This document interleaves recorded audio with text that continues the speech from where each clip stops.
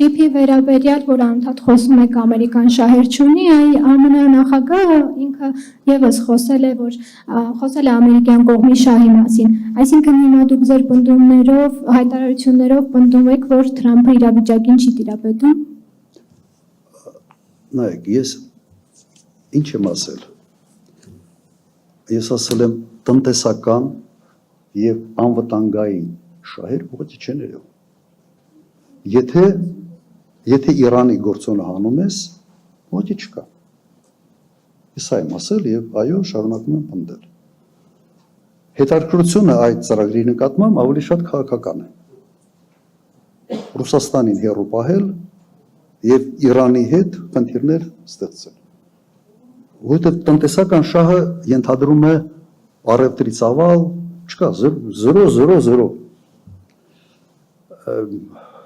Բացի տնտեսական շահից անվտանգային շահը, եթե Ամերիկա Միացյալ Նահանգները այստեղ ունենային, առնվազն մոտակայքում մի 2-3 խոշոր ռազմական բազա կունենային։ Հիմա Միացյալ Նահանգները աշխարհում ունեն ավելի քան 750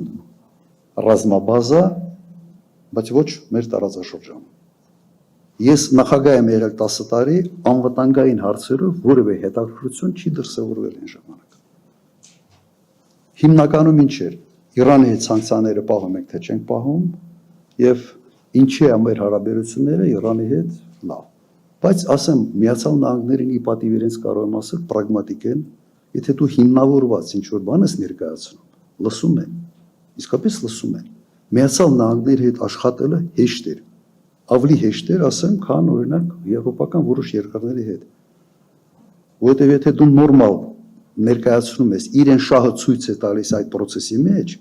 քո հետ համաձայնում է, հետները հետ հեշտ էր աշխատել։ Ասեմ, եւ տվյալ դեպքում իմ ընկալումը հետեւյալն է, Միացյալ Նահանգների հետ